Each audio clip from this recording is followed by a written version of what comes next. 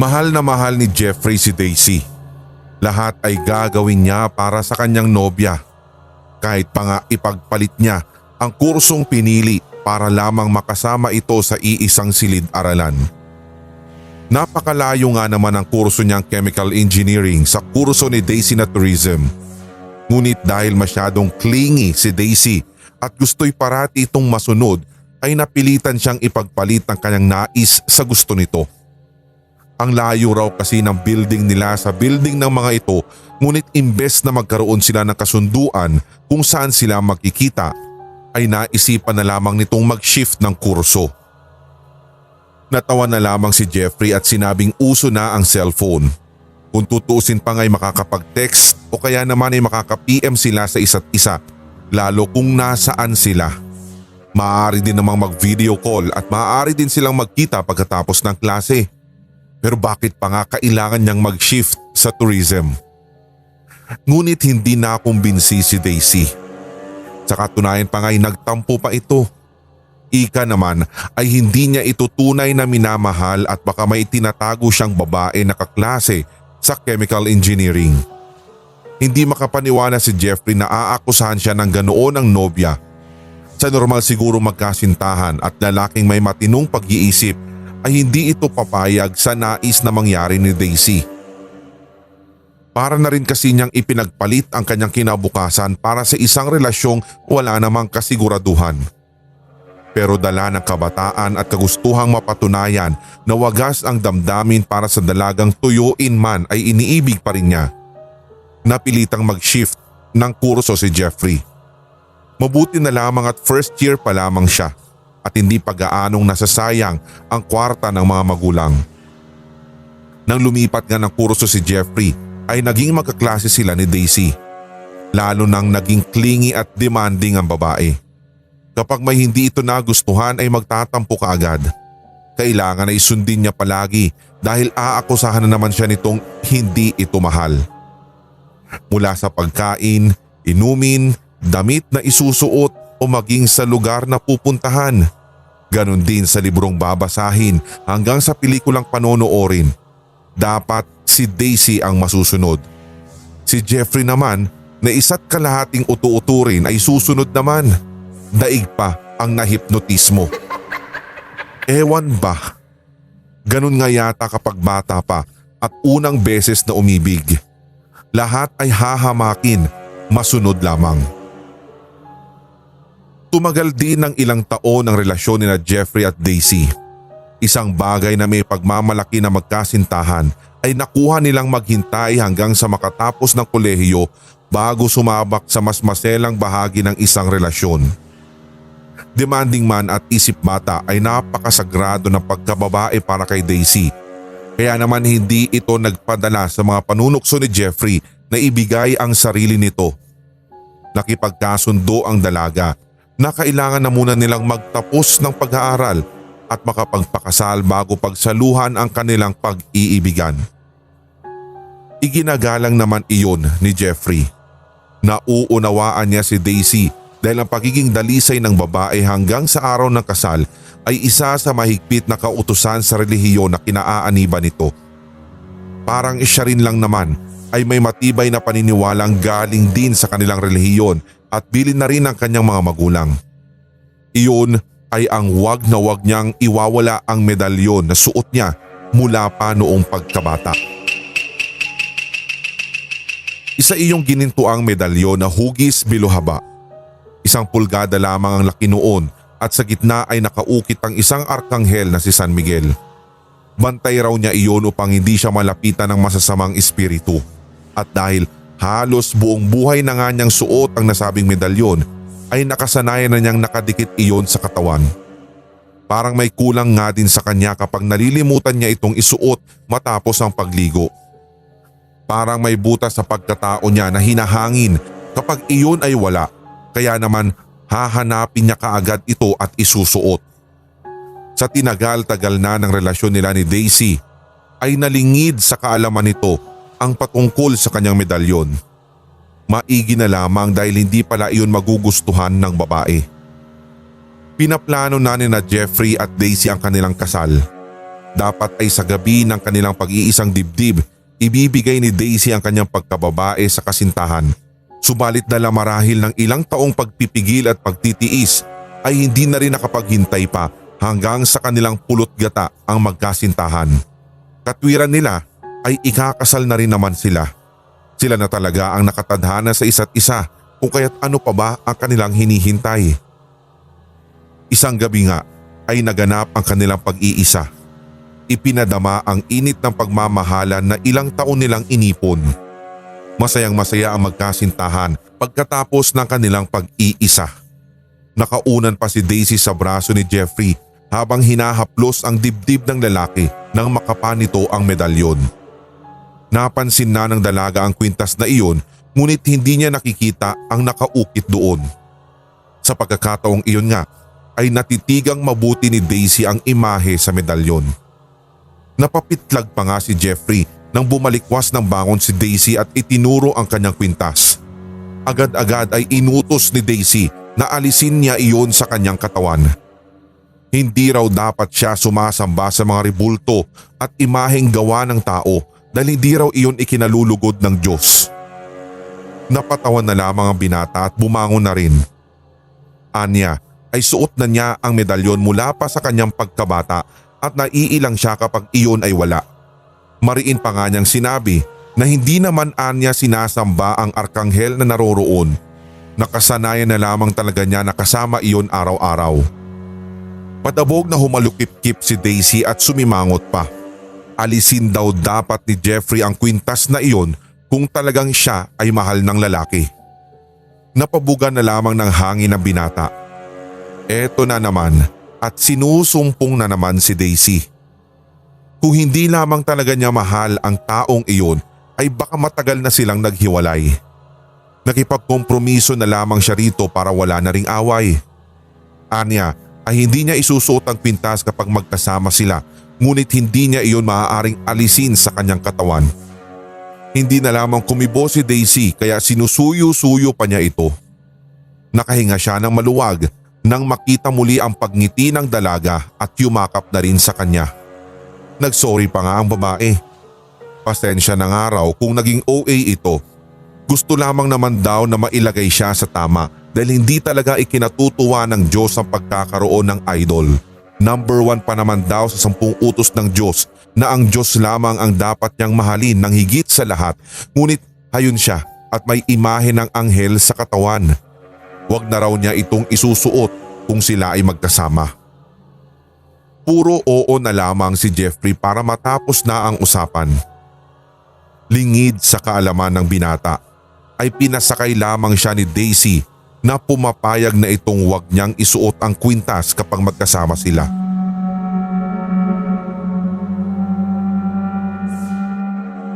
Sa isip ni Daisy ay nagkakasala si Jeffrey dahil sa pagdadala ng medalyon na may imahe ng banal na nilikha na nililok lamang naman ng tao. Hindi niya maintindihan kung bakit napakahalaga noon kay Jeffrey ngunit wala namang maidudulot na maganda sa lalaki kaya kailangang mawala noon sa kahit na anong paraan. Dumating ang pagkakataong pinakahihintay ni Daisy. Ang mailispat siya ang medalyon nang sumapit ang araw ng kanilang kasal. Sa wakas ay ganap ng mag-asawa ang dalawa. Magpupulot gata na sila at naisip ni Daisy na sa sandaling mapagod at makatulog si Jeffrey ay hahanapin niya ang medalyon at tsaka niya ipa-flash sa inidoro upang hindi na rin makita ng kanyang asawa.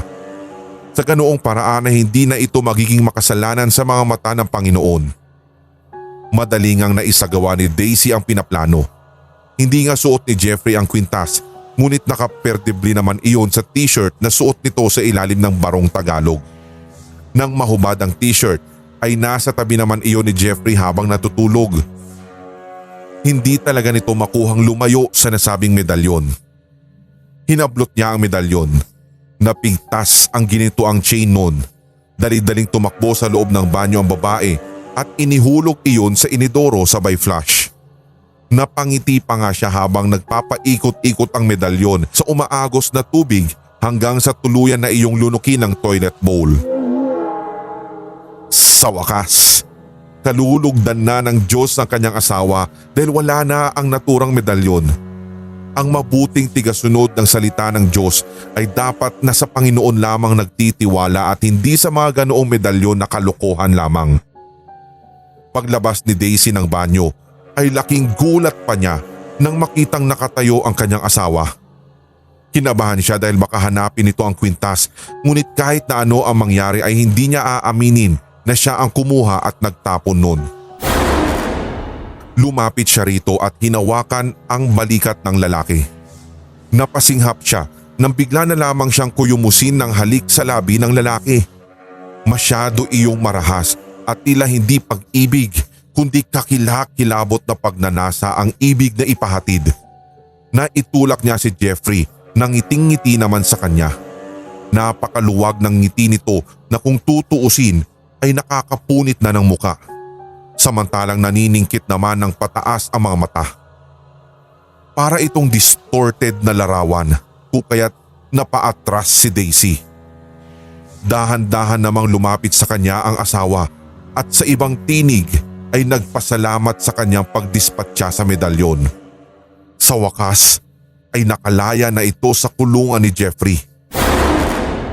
Kay tagal daw nitong nagtiis sa loob ng katawang iyon na naging piitan dahil sa medalyong nagsilbing kandado. At dahil sa kanyang pangengialam ay nasakop na nito ang katawan ng kanyang asawa. Magagawa na raw nito ang matagal na nitong gustong gawin at ito ang makapaghasik ng lagim. Pagkasabi noon ay dinambahan nito si Daisy at walang tigil na nagpakasasa sa katawan ng babae. Iyak naman ng iyak si Daisy dahil sa pambababoy sa kanya ng lalaking kung titignan ay kamukha naman ni Jeffrey, ngunit ang ikinikilos at sinasabi ay mistulang isang kampon ng kadiliman. Wala itong paggalang at pag-iingat sa kanya. Ibang tao na ito. O kung tao pa nga ba talaga? Ano ba iyong nagawa niya? Itinapon lang naman niya ang medalyon ni Jeffrey. Bakit may napakawalan siyang isang kagaya nito? Hindi ba dapat ay mapunta nga sa tama ang asawa niya dahil mali ang pagkakaroon ng imahe ng banal? Pero bakit siya pa ngayon ang nalagay sa alanganin? Tumawa ang kamukha ni Jeffrey. Hindi lamang daw basta medalyon ang kanyang itinapon. Kandado raw iyon ng impyerno na ang pintuan ay si Jeffrey. Kung hindi raw sa kanyang pakikialam at pagmamarunong ay hindi makakawala ang mga ito. Dahil hindi lamang pala iisa ang nasa katawan ng kanyang asawa. Ilang libo pa raw ang lalabas doon at bawat isa ay gagamitin ang katawan niya. Hindi makuhang umiyak o manlaban ni Daisy. Napakalaking pagkakamali ang kanyang nagawa. Ngayon ay sigurado na ang kanyang katapusan. At ng iba pang tao, ngayong libo-libo pala ang napakawalan niya.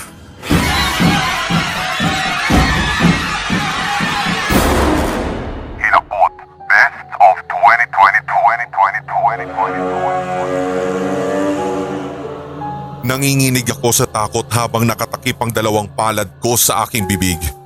Gusto kong sumigaw dahil sa magkahalong emosyon sa mga oras na ito at nararamdaman ko ang paghapdi ng aking mga mata dahil sa nasaksihan. Unti-unting tumatagaktak na rin ang mga luha ko. Alam kong ito na ang katapusan ko sa mundo sa oras na malaman nilang buhay pa ako.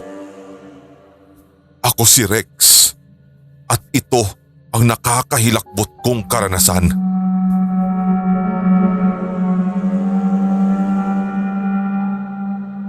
At tulad po ng aking unang sinabi sa inyo, ito na po yung pinakahuling pagkakataon na inyo pong maririnig ang aking boses sa inyong mga radyo. Muli maraming salamat sa pagtangkilik sa akin sa loob ng 7 taon dito sa radyong ito. Ako po muli si Rex. Now signing off. Ang mga huling katagang binitawan ko at pagkatapos ay pinindot ko na ang off button ng mikropono ko. Huminga ako ng malalim at marahang pinagmamasdan ng 4 na sulok ng radio station na ito. Ang bilis talagang lumipas ng panahon. Ngayon ay hindi na nila ako kailangan. Sa makabagong panahon kung saan naglipa na ang teknolohiya ng internet at social media, mukhang wala na kaming puwang sa mundo. Ang sabi nga ng nobya kong si Aliana, bakit hindi raw ako sumabay sa makabagong panahon na ito? Bakit daw hindi ko gawing platform ang social media para sa nakalakhang kong larangan? Oo, ito ang aking nakamulatan. Pareho kasi nagtatrabaho ang aking mga magulang sa radyo noong nabubuhay pa sila. Bata pa lang ako ay pamilyar na nga sa akin ng mga kagamitan sa radyo, mga terminolohiyang madalas nilang bigkasin at sa murang isipan ay umusbong sa akin ang isang pangarap. Ang makapagsulat at makapagbalita ng mga napapanahong issue sa lipunan. Gayon din ang pagbibigay ng impormasyon sa lahat ng mga tigapakinig. Isa lang ang naging sagot ko sa mga tanong ni Aliana. Beb, iyon ang craft at platform nila at ang radyo naman sa akin. Ayoko namang iwan ang radyo para roon dahil kung gagawin ko yun, para ko na rin tinalikuran yung passion ko, di ba? Napabuntong hininga ako sa naging sagot ko. Baka sarado lang ang aking isipan para sumakay sa agos na makabagong teknolohiya. Tama, sarado nga. Wala pa rin akong plano para roon. Ang tanging naiisip ko sa ngayon ay gumawa ng sariling radio station.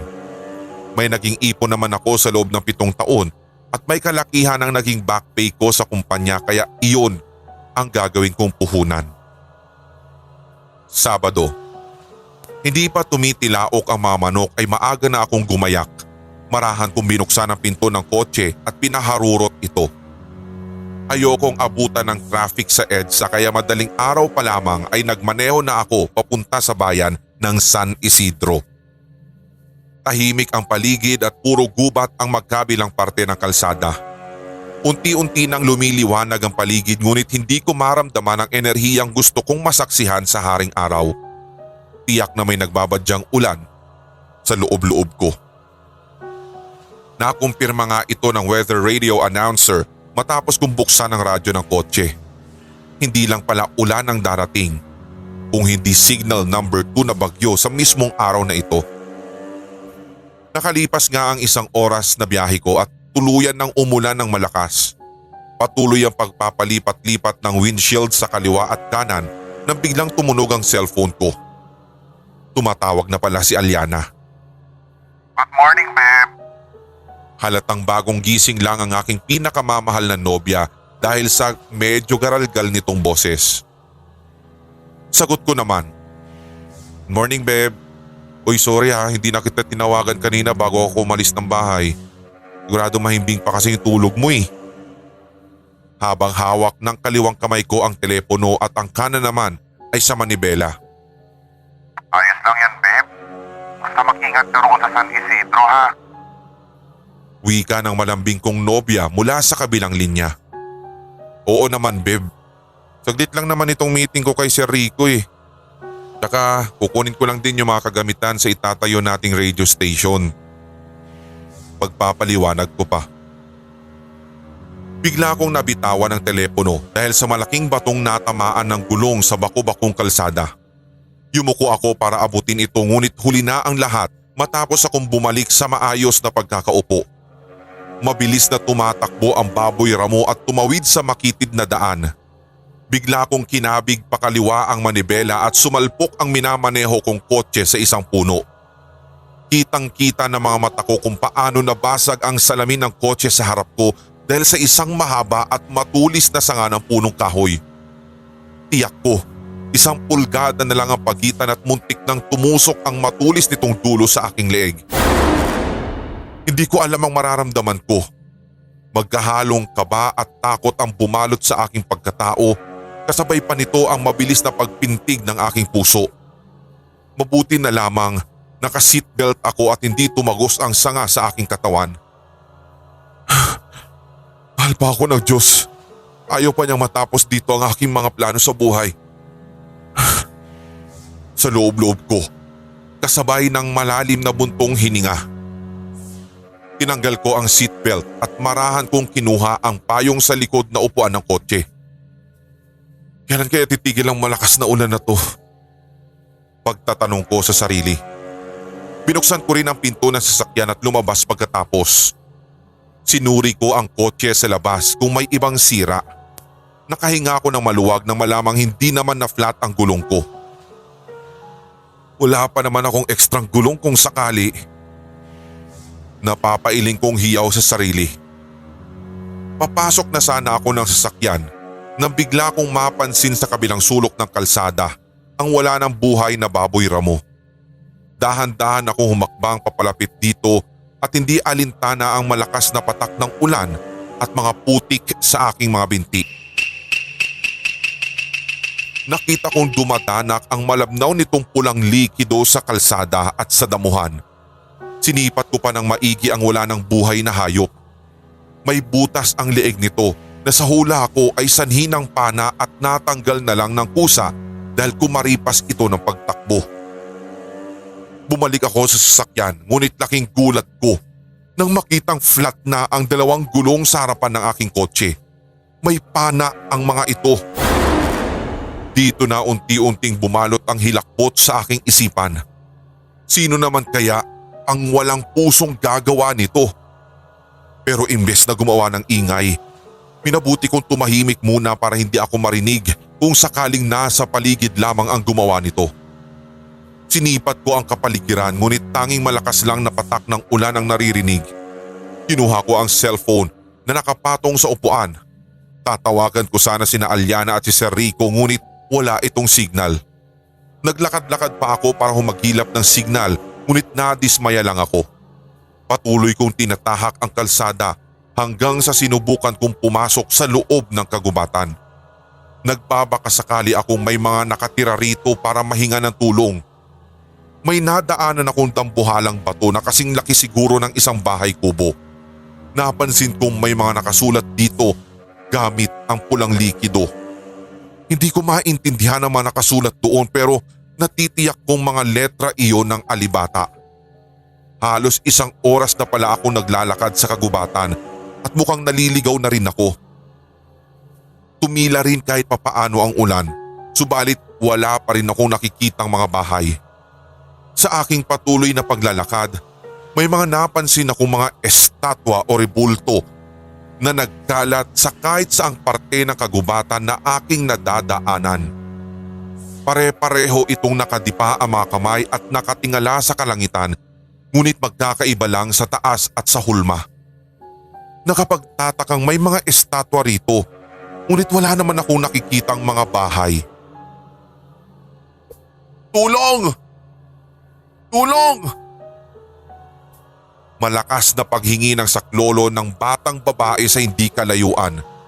Sinundan ko tuloy ang boses na iyon at tumambad sa aking harapan ang paslit na naipit ang kaliwang paa sa isang pain na ginagamit siguro para sa panghuli ng mga ligaw na hayop. Dali-dali ko itong tinulungan. Tinanggal ang bakal na nakaipit dito at duguan na nga ang mga paa nito pero nagpupumilit tumayo ang bata kung kaya't inakay ko na lamang. Ayos ka lang ba? Kaya mo bang maglakad? Anong pangalan mo? Sunod-sunod kong tanong. Hindi sumagot ang bata na ngayon ay pinupunasan ng mga luha.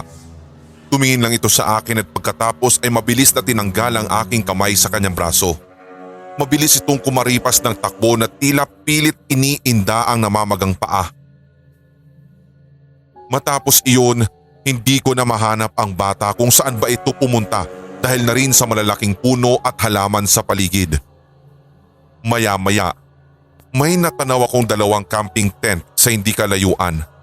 Kumaripas ako ng takbo na hindi alintana ang pagod dahil nabuhayan ako ng pag-asa na may mahihingan ako ng tulong.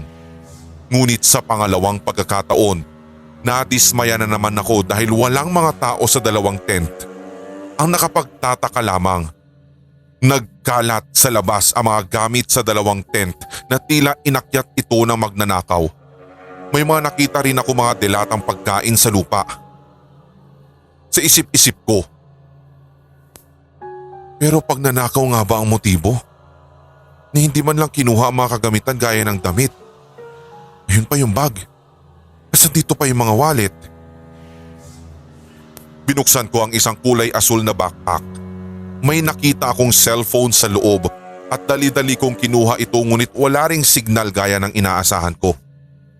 Bigla na lamang kumalam ang aking sikmura.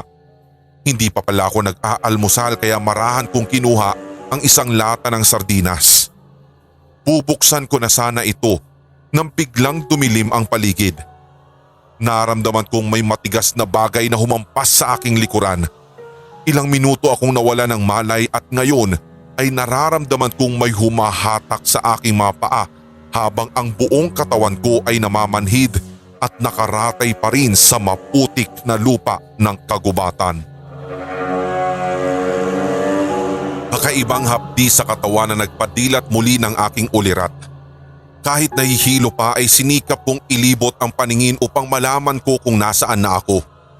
Nakatali ang aking mga kamay at paa sa isang malaking poste ng isa sa mga nagsisilbing haligi ng bahay na sa wari ko ay isang napakalaking bodega dahil walang halos kagamitan sa paligid.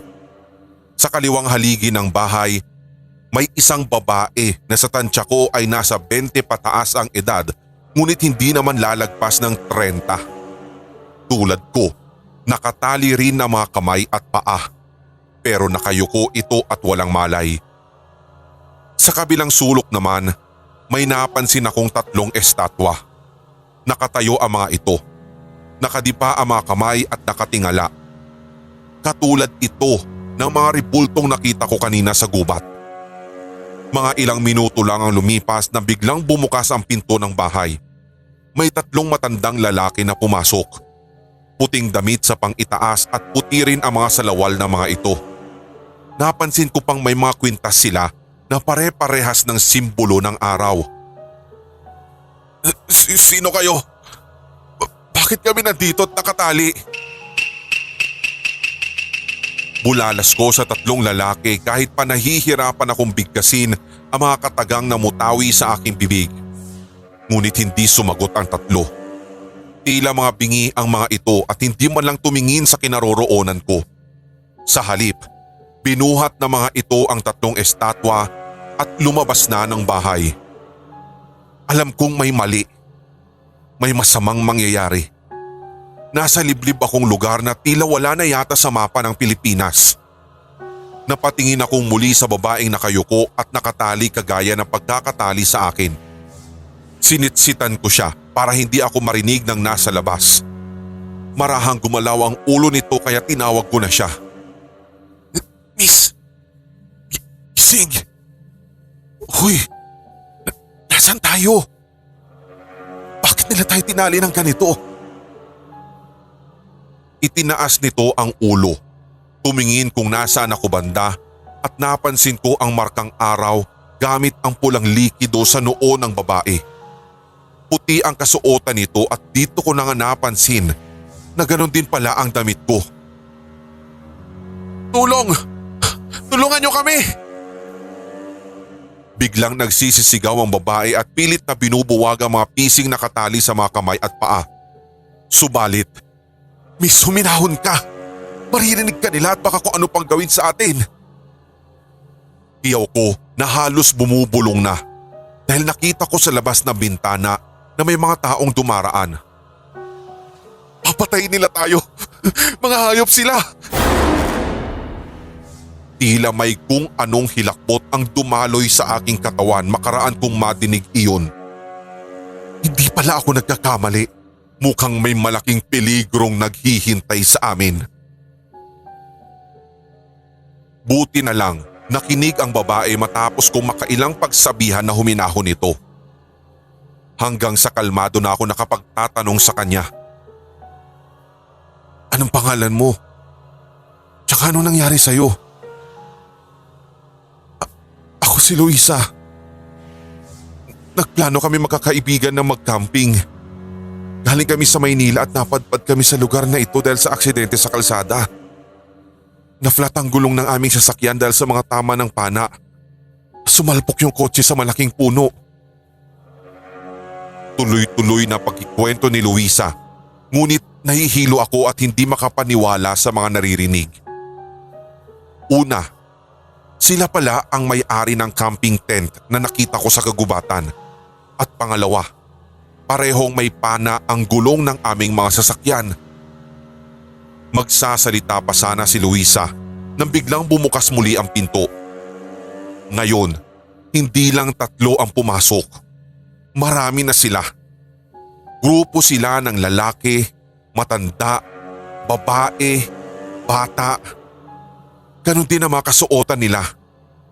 Puti lahat at may kwintas na kagaya na nakita ko sa 3 naunang pumasok kanina. Walang ekspresyon ang mga mukha nila na hindi ko mawari kung ano ang kanilang kailangan sa amin. Napansin kong madilim pa pala sa labas. Napaisip ako kung anong oras na nga ba. Pinaikot ko ang aking mga mata sa paligid ngunit wala akong nakitang orasan. Hindi ko alam kung anong oras na o ilang oras na akong ganito. Hindi ko rin mawari kung inabot na ba kami ng 1 araw sa ganitong posisyon. Naririnig ko rin na tumitilaok ang mga manok sa labas. Nakakaramdam na ako ng panghihina at palagay ko ay mawawalan muli ng ulirat. Ngunit pinilit kong palakasin ang sarili at taimtim na nagdasal. Bigla na lamang sumigaw si Luisa. "Pakawalan niyo ako! Mga demonyo kayo!" Isang babae ang lumapit at sinampal siya ng malakas. May 2 pang lalaki na lumapit at kinalas ang pagkakatali sa mga kamay at paa niya. Biglang bumagsak sa lupa si Luisa. Wag niyo siyang sasaktan! Parang awan niyo na!" Tiyaw ko nagaralgal na rin ang boses. 2 lalaki pa ang pumasok sa bahay at napansin kong may binubuhat ang mga ito na malaking kahon na yari sa kahoy at inilapag ito sa sahig. Nakahulma ito ng hugis o katawan ng tao. May ulo, 2 kamay na nakadipa at mga paa na magkahiwalay ng kaunti. Mabilis man ang pagtibok ng aking puso ay pinagmasdan ko kung ano ang gagawin nila. Hanggang sa may isang babae naman ang pumasok na may dalang ulo ng baboy ramo. Kitang-kita ko pa ang tumutulong pulang likido mula sa putol na ulo ng mga kawawang hayop. Lumapit ang isang batang babae na may hawak na mangkok at dito'y sinalo pa nga ang tumutulong mga dugo. Namukhaan ko ang batang babae. Siya ang tinulungan ko kanina sa gubat. Bigla nilang pinalibutan si Luisa. Lumapit ang 2 lalaki at pinatayo ito at hinawakan ang magkabilang kamay. "Parang awan niyo na! Pakawalan niyo kami dito! Hindi kami magsusumbong! Pangako! Pangako!" Umiiyak na wika ni Luisa at tumingin sa gawi ko. Hindi pa rin nagsasalita ang mga tao sa paligid namin. Kinuha ng isang matandang lalaki ang mangkok na hawak ng batang babae. Isinawsaw nito ang hintuturo at pinarkahan ng noo ni Luisa gamit ang pulang likido. Matapos iyon ay sabay-sabay silang nagsalita na parang isang dasal o ritual at hindi ko maintindihan ang dialekto. Nagulat pa nga ako nang biglang may tumunog na mga tambol at hinanap ko kung saan nanggagaling ang tunog ng mga instrumento hanggang sa matanaw ko iyon at nasa labas ng bintana. May mga tao pa pala roon at sila ang tumutugtog ng tambol habang sinasabayan ang ritual.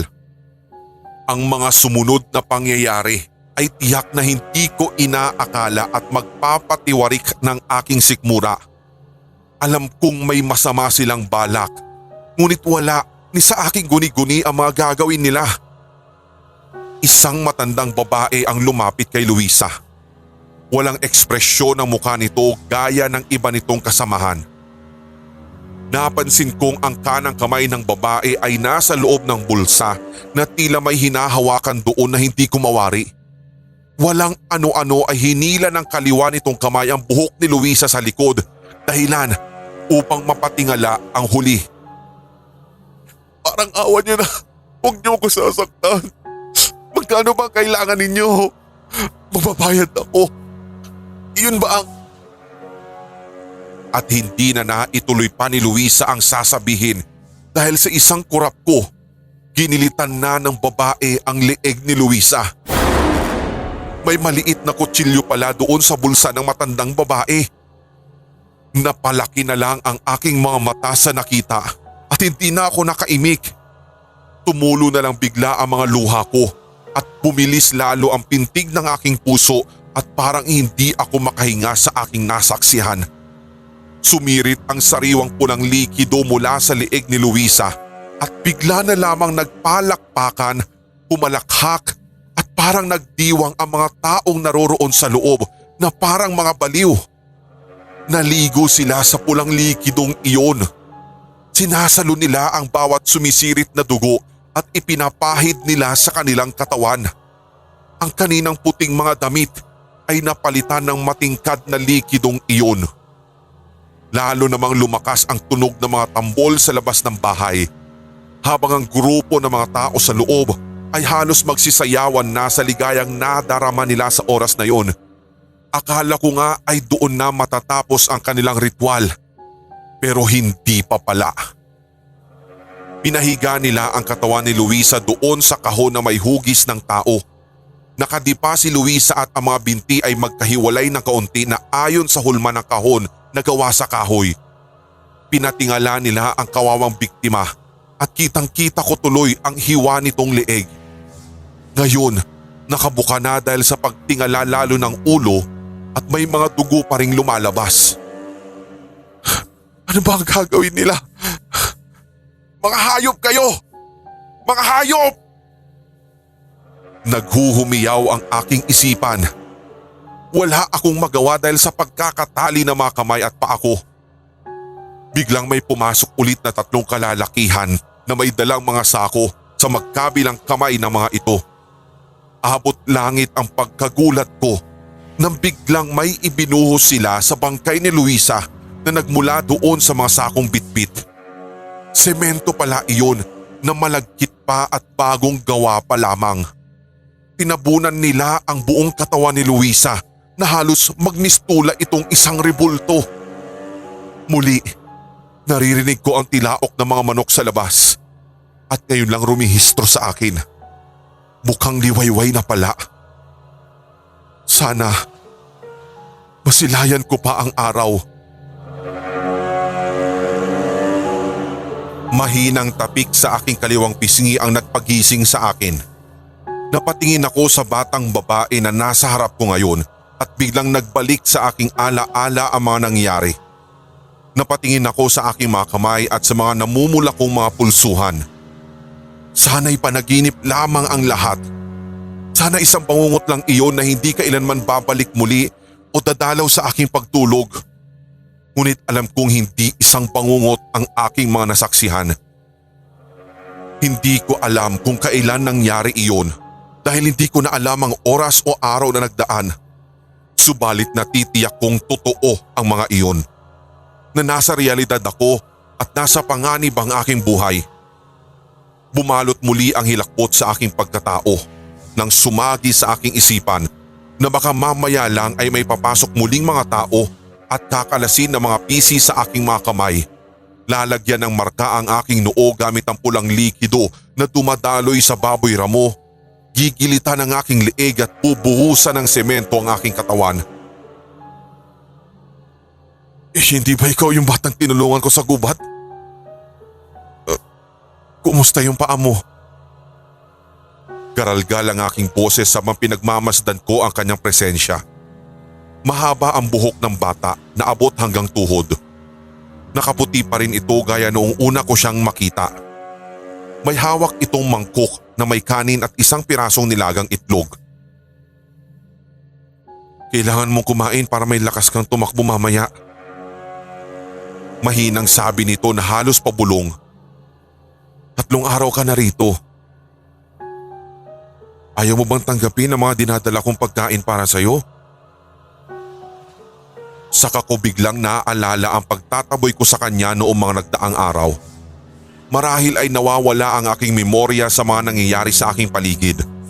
Dahil na rin sa matinding gutom at halo-halong emosyon na aking naranasan.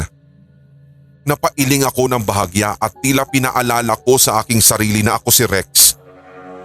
Isang radio announcer/reporter. Pupunta dapat sana ako sa bayan ng San Isidro at ang pangalan ng nobya ko ay si Aliana. Naaksidente ako kaya napadpad dito sa lugar na tila hindi na yata sakop ng mapa ng Pilipinas. Anong sabi mo? Para may lakas akong tumakbo? Mamaya? Kunot noo kong tanong. Inulit ang mga sinabi nito kung tama ba ang aking pagkakarinig.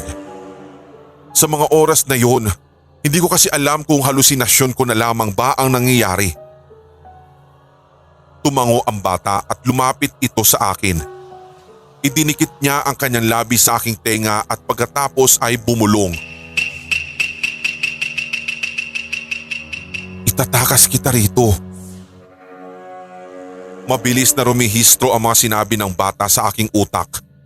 Dumaloy ang mga katagang iyon sa aking dugo na nananalaytay sa aking mga ugat.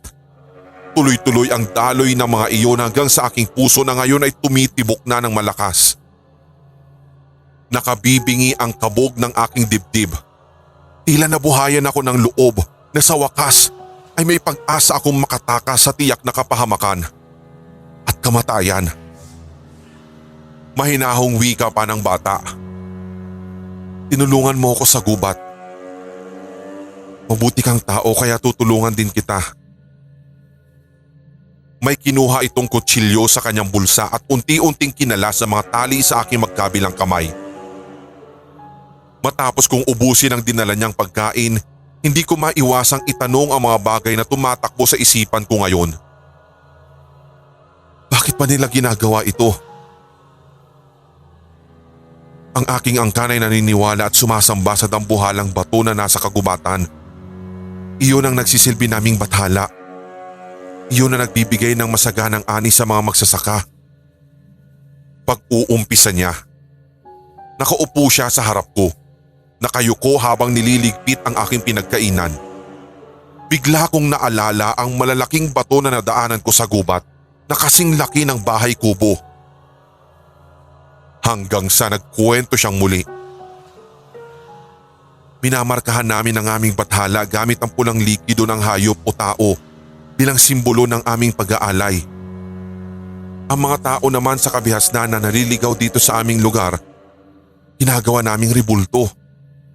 Pinapatingala namin sila sa araw, tanda ng aming walang humpay na pagsamba at pagrespeto sa kalikasan.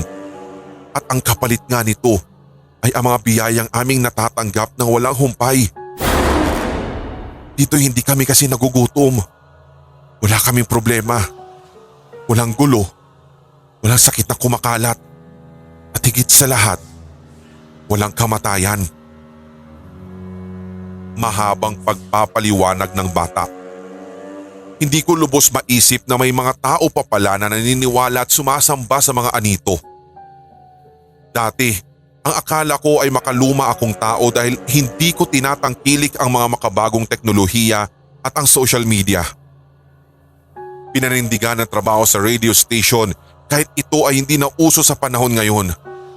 Pero heto ako ngayon sa kagubatan kung saan may mas makaluma pa palang mga tao kumpara sa akin. Na maging ang pananampalataya ay sinaunang panahon pa. Halika na. Malapit na sumikat ang araw. Baka mahuli pa nila tayo. Tumayo ang bata at sinilip ang bintana. Sumenyas ito na tumayo na rin ako. Paano ka pala? Kung makatakas ako, tiyak ikaw ang pagbibintangan dahil ikaw ang nagdadala ng pagkain sa akin. Hindi ko maiwasang mag-alala sa kanya.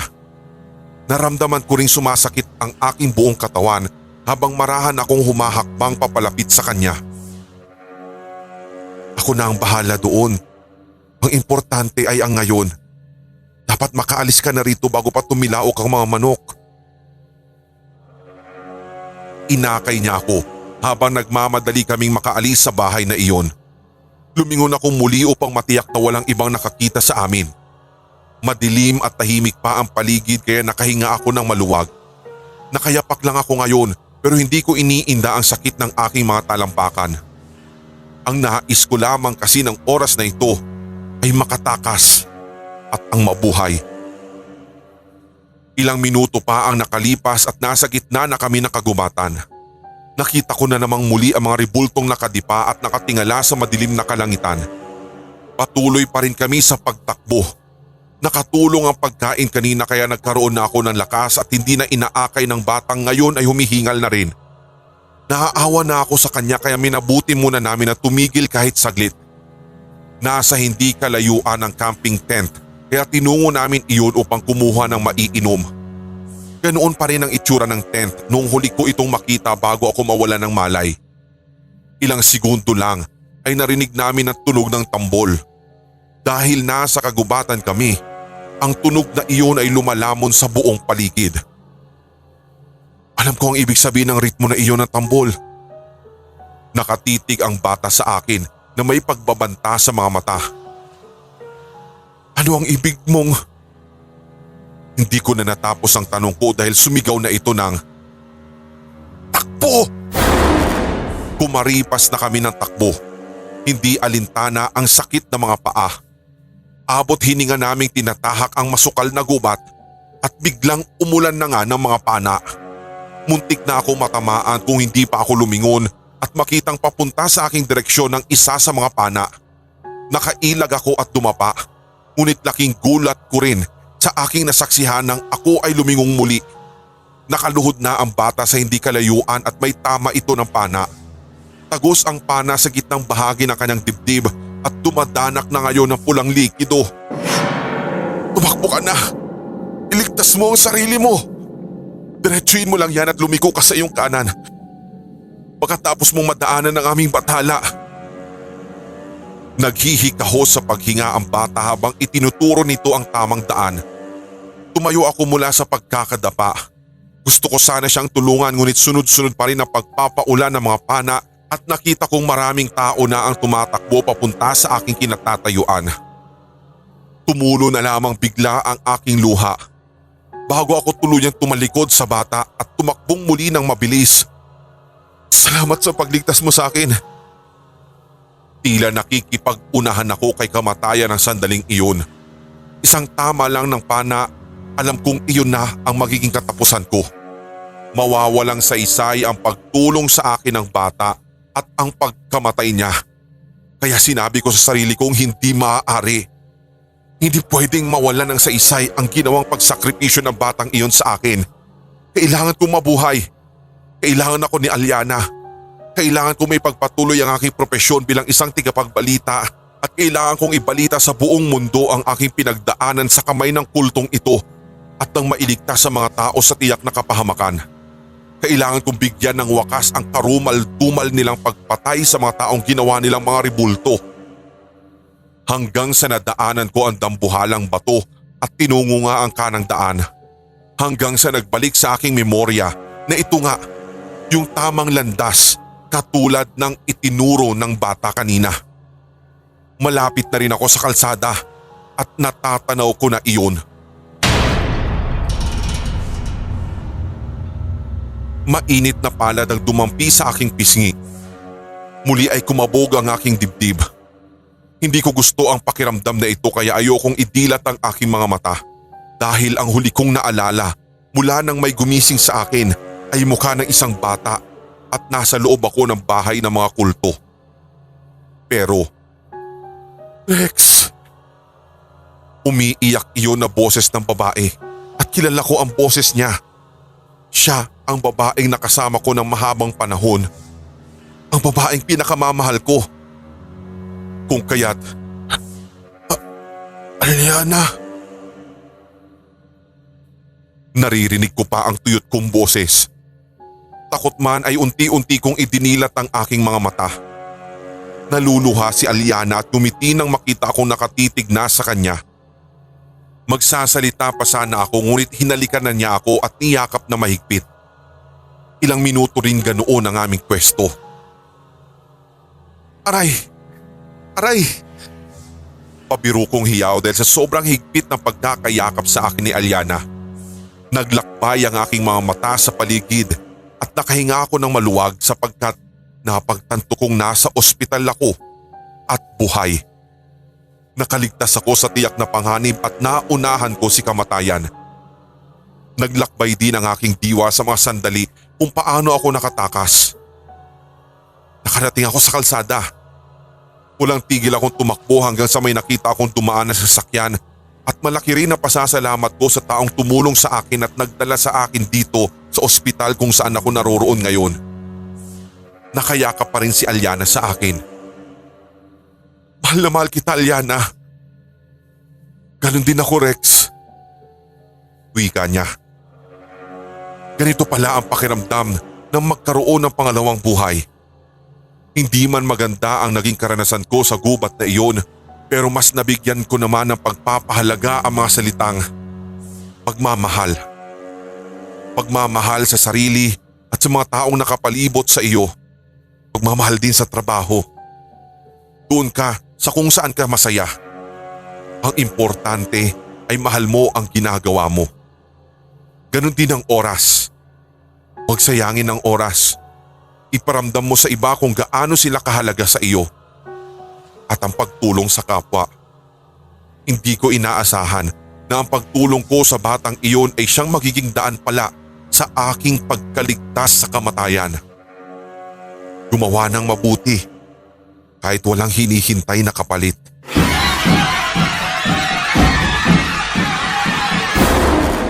Hilakbot, Best of 2022.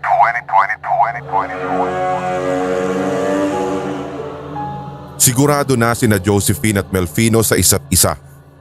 Pagkatapos lumipas ng mga problemang pinagdaanan noong nakaraang taon, napagkasunduan na rin nila sa wakas na magpakasal. Nag-uumapaw sa saya si Josephine habang isinusuot sa kanya ang customized gown niya.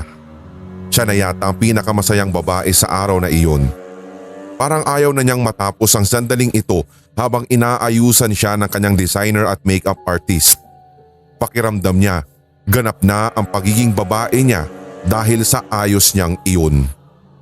Nang ihatid na siya ng sasakyan patungo sa simbahan, magkahalong kaba at saya ang namayani sa kanya. Nanginginig siya sa sobrang saya habang ini-imagine kung gaano kaya kagwapo ang kanyang asawa ngayon na siguradong naghihintay na sa kanya sa simbahan. Araw-araw siyang kinikilig kay Melfino, ngunit iba ang kilig niya sa araw na ito. Parang gusto na niya itong makita, mahawakan at mahalikan sa harap ng altar. Pero at the same time, gusto niyang masumaba pa ang biyahe ng sasakyan dahil masyado rin siyang na-overwhelmed sa mga nangyayari. Sobrang saya talaga. Siksik, liglig at umaapaw pa. Lalo pang nadagdagan ang kaba at saya niya nang makarating na sila sa mismong simbahan. Ang driver na mismo ang nagbukas ng sasakyan para sa kanya upang makababa ito. Habang naglalakad na siya papasok sa loob, dinig na niya ang kasiyahan ng mga tao. At mas lalo pa nga itong nakadagdag ng excitement sa kanya. Parang bumagal ang takbo ng oras habang naglalakad na siya patungo sa harap ng altar. Bumabaha ng ngiti sa paligid niya, ngunit ang mas pinakaaabangan niya ay ang ngiti ng lalaki. Nakita niya itong nasa harap at naghihintay na sa kanya. Napakatamis ng pagkangiti nito. Nag-uumapaw rin sa pagkasabik na makasama siya roon sa harap ng altar. Naging masaya ang daloy ng mga sumunod na sandali. Ngunit habang nagkakasiyahan na ang lahat, bigla namang may pumasok na babaeng pulubi sa simbahan. Pinagtitinginan ito ng mga tao. Hindi sila makaimik sa labis na pagtataka. Umiiyak ang babae habang masama ang titig sa dalawang ikakasal. Ilang sandali pa'y bigla itong sumigaw na siyang ikinagulat ng lahat. Doon na rin napalingon sina Josephine at Melfino. Gulat na gulat silang dalawa nang makita ang babae. Kilala nila ito. Halos magkasabay pa nga nilang sambitin ang pangalan nito. Marianita? Mga hayop kayo! Asik sa kanila ng galit na babae. Habang nagdudusa ako, nagpapakasarap kayo ng buhay dito? Anong karapatan nyo magpakasal na dalawa, ha? Anong ginagawa mo rito, Marianita? Usisa rito ni Melfino. Bakit kayo nagpapakasal, Melfino? Dahil mahal namin ang isa't isa. Agad na sigaw ng lalaki. Hindi na ito nahiyang sagutin ng baliw na babae. Paano naman tayo?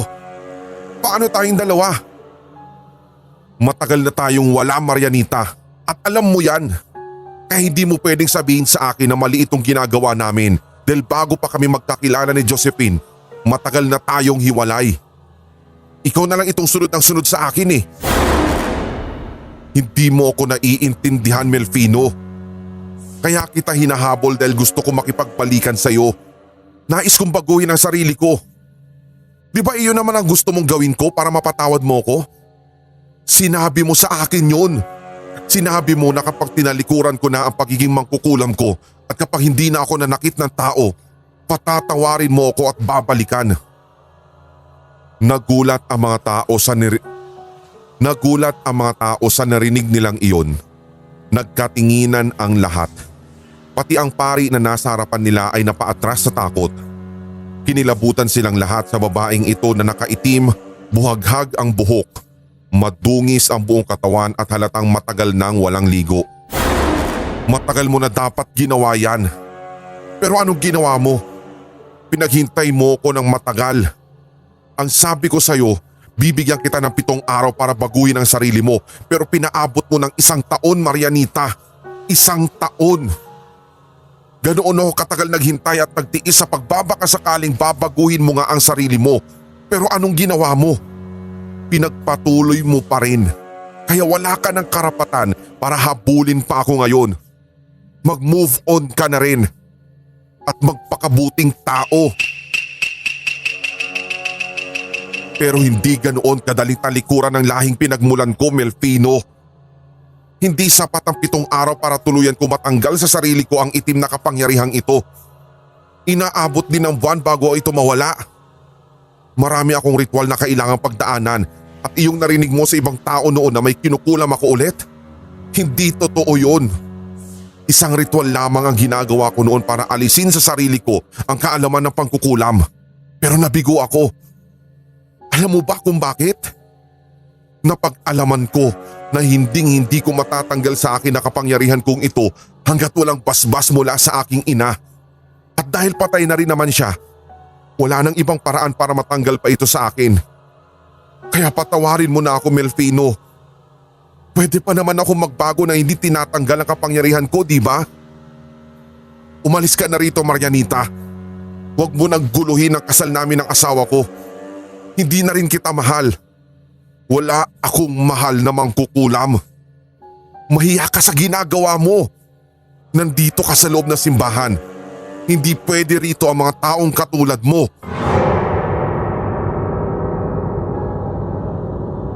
Hindi na nakapagsalita si Marianita ng mga sandaling iyon. Napahagulgol na lamang ito ng iyak at bumagsak ang mga tuhod sa sahig. Nagpatawag na si Melfino ng guard para kaladkarin palabas ang babaeng ito, ngunit biglang tumayo si Marianita at sinabunutan ng 2 ikakasal. Hinigpitan nito ang pagkakasabunot hanggang sa makakuha ito ng buhok mula sa 2. Saka ito pumagitna sa altar at itinaas ang 2 kamay. Isinusumpa ko, 10 araw na lang kayo mabubuhay sa mundong ito. Unti-unting lalasunin ang aking kapangyarihan ng loob ng katawan nyo. Magiging pula ang mga ugat ninyo at tutubuan kayo ng maraming sugat sa katawan. Hindi kayo magiging masaya dahil sandali na lang kayong mananatili sa mundo. Binibigyan ko na ng taning ang mga buhay ninyo. Napaiyak na si Josephine at napayakap pa ito sa lalaki. Marianita, tama na! Sigaw dito ni Melfino. Pagkatapos bumitaw ng sumpa ni Marianita, inilabas niya sa bulsa ang dalang patalim at isinaksak sa sarili nitong dibdib. Nagulat ang lahat at napasigaw. Unti-unting bumagsak sa sahig ang katawan ni Marianita. Sa natitira nitong hininga, sinambit pa nito ang salitang 10 araw. Bago ito tuluyang nalagutan ng hininga. Labis-labis na takot ang bumalot sa katawan ni Josephine. Hindi niya inakalang magiging ganito ang kalalabasan ng kasal niya. Ang kanina'y nag-uumapaw na saya ay napalitan agad ng takot at gimbal. Napaiyak na lamang muli siya dahil nasira na ang dapat sana'y pinakamasayang araw nilang 2 ni Melfino.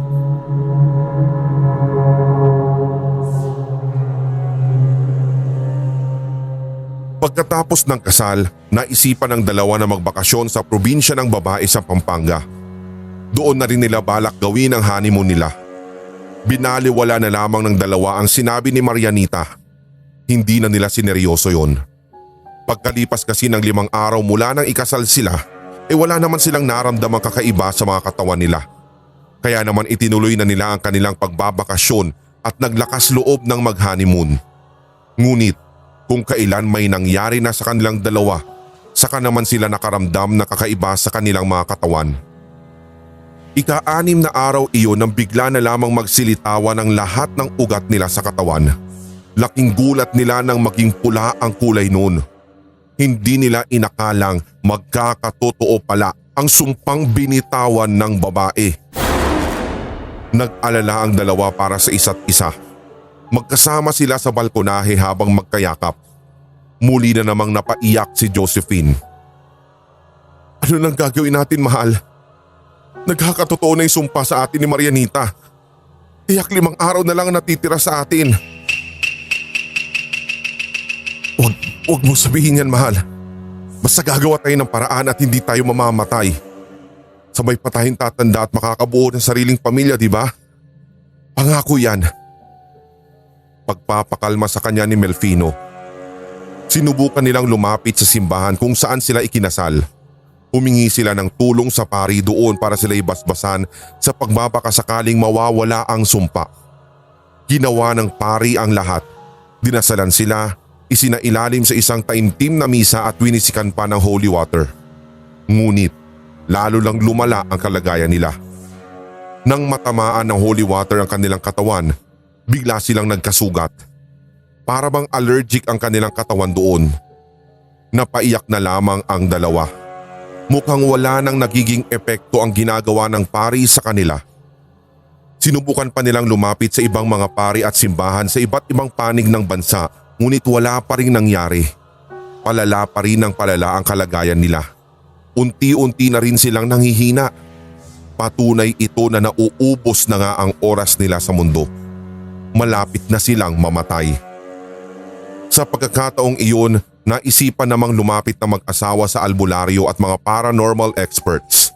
Ngunit wala ring nagawa ang mga ito. Sinabi sa kanila na masyado raw makapangyarihan ang mangkukulam na gumawa nito sa kanila at dahil nagpakamatay ito sa mismong araw kung kailan ito binitawan ng sumpa, mas matindi ang epekto nun.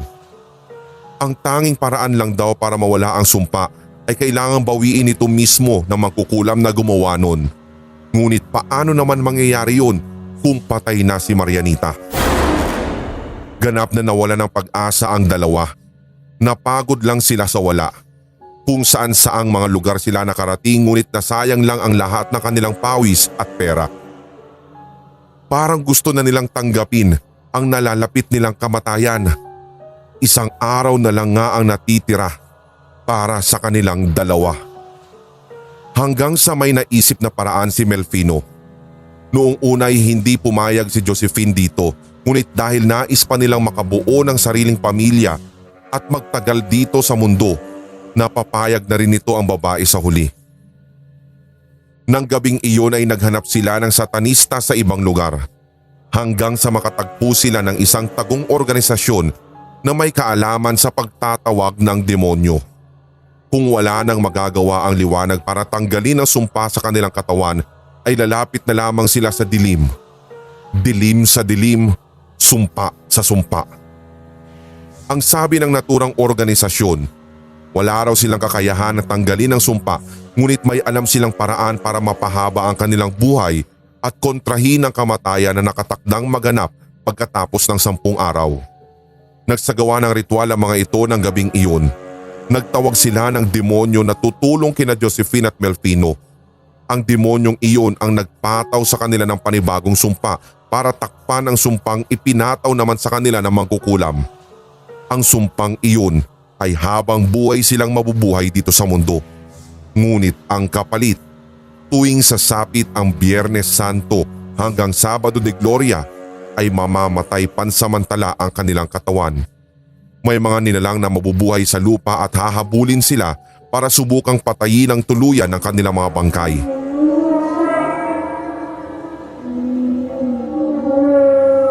Ang kailangan lamang daw nilang gawin ay kumuha ng isang tao na maaaring magligtas at magbantay sa kanilang mga katawan habang wala pa silang buhay.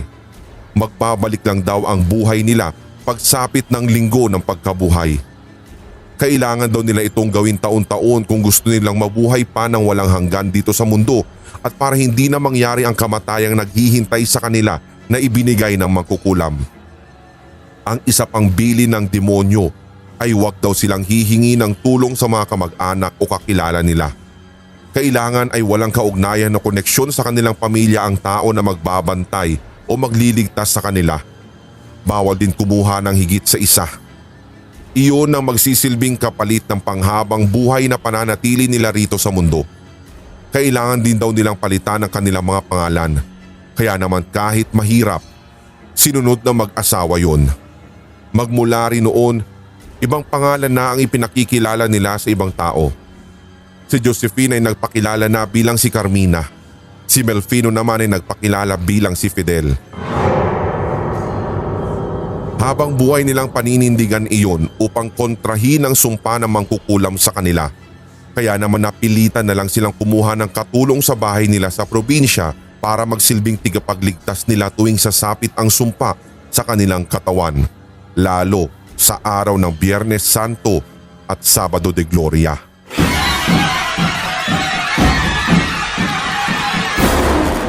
Hilakbot, Best of 2022. Panganay ako sa dalawang magkapatid. Noong pinagbubuntis pa lamang ni mama ang nakababata kong kapatid ay inaasahan nilang babae na ang susunod. Kaya naman nung lalaki pa rin na naging kasunod ay madalas bihisan ni mama ng damit pambabae ang aking bunsong kapatid. Noon ay hindi ko nga maintindihan ng lubos kung bakit gayon na lamang ang tuwa ni mama sa tuwing nakikitang nakabihis ng pambabae ang aking kapatid. Ang sabi pa nga niya, para na nga daw kaming nagkaroon ng prinsesa sa bahay. Hanggang sa lumaki at nagbinata ang kapatid ko at buti naman ay tinigilan na rin siya ni mama na suotan ng damit na pambabae. Pakiramdam ko ay hindi na rin siya komportable sa ginagawa ni mama. Si mama naman ay mukhang natanggap na rin niya na hindi talaga magkakaroon ng babae sa bahay maliban sa kanya. Naging maayos ang buhay sa nakababata kong kapatid na si Norman. Nang magkolehiyo siya ay nagpumilit siyang bumukod sa titirhan ko. May sideline naman siya bilang freelance illustrator at sapat na iyon para ipang-upa sa isang maliit na apartment kasama pa ang ibinibigay na monthly allowance ni Papa. Noong freshman siya ay halos 3 beses sa isang linggo ko siyang dalawin. Pero dumating ang panahon na parang sanay na siya sa lugar kung kaya't gayon na lamang din ang aking pag-intindi sa kanya kung bakit gusto niya at kaya na niyang bumukod. Gusto niya pang matuto sa buhay. Kaya na rin mas madalang na ang ginawa kong pagbisita ng mga sumunod na linggo at maging ng buwan sapagkat magkikita naman din kami sa bahay kapag umuuwi siya. 3rd year college siya noong napanood namin sa telebisyon ng tungkol sa isang serial killer. Pumapatay daw ito ng mga kolehiyala sa universidad na pinapasukan pa ni Norman. Dahil doon ay nag-alala si mama at pinatawagan si Norman sa akin at kung maaari nga daw ay palipatin ko muna siya sa aking tinitirhan. Pero matigas talaga si Norman sa pagsabing ayaw daw niya doon sa akin at sinisigurado naman niyang maayos ang kanyang kalagayan. At isa pa, pawang babae lamang daw ang binibiktima ng mga killer na yon. Hindi ko rin alam kung bakit ako nagka-interes sa serya ng pagpatay na iyon. Nag-research pa nga ako sa internet at tiningnan ng mga larawan pati na rin ang mga litrato na kinunan ng mga nakadiskubre sa bangkay. Ang mga bangkay ng kolehiyala ay may mga bahagi ng katawan na nawawala daw. Ang unang pinatay ay nagngangalang Lima. Nawawalan siya ng kanang paa. May isa namang nawawala ang kaliwa. Nawawala din ang parte ng katawan niya pero magkakaibang parte iyon. Kung pagsasamahin ang lahat ng nawawalang parte ng biktima ay malapit ka nang makabuo ng isang tao. Tanging ang ulo at upper torso na lamang ang hindi nawawala. Agad akong napaisip kung sinong baliw ang kayang gumawa ng ganitong bagay at talaga nasisikmura niyang makita na ang isang taong dating buhay ay pinagpipira-piraso. Nakakadiri at nakakasuka yun. Nang ang mga sumunod na araw ay muling ibinalita ang tungkol sa serial killer na iyon, may nabiktima na naman itong kolehiyala at nawawala ang upper torso nito habang pinaghihiwa-hiwalay naman ang mga katawan at isinilid pa sa itim na bag. Pero sa pagkakataong iyon, isang saksi ang di umano'y nakakita sa killer. Isa raw babae na may mahaba at kulot na buhok. Maputi ang nakita niyang humahatak sa bag. Pagkalipas ng ilang araw ay medyo natahimik ang balita tungkol sa serial killer. Naisipan ko nang bumisita sa kapatid ko upang matignan ang kanyang lagay. Medyo namimiss ko na rin talaga siya at matagal na kaming hindi nakapag-uusap ng mahaba-haba. Hindi ko na rin naman sinabi sa kanyang bibisita ako para masorpresa siya. Maya-maya pa ay narating ko na ang apartment na kanyang tinutuluyan. Bago pa ako makapasok ay binati na ako ng aling nakatira sa tabi ng apartment na iyon. Alam na rin naman niya na kapatid ko ang nakatira doon dahil madalas din akong bumibisita doon noon. Pakisabi sa kapatid mo, huwag na mag-aalaga ng isda sa aquarium. Palagi na lamang siyang namamatayan ng isda. Hindi naman din siya marunong maglinis agad. Medyo inis na wika nito. Opo, sasabihin ko sa kanya. Tanging pagsang-ayon na lamang ang nagawa ko. Hindi ko na rin naman alam na meron na palang aquarium si Norman. May 3 buwan na rin yata mula nang maligaw ako dito.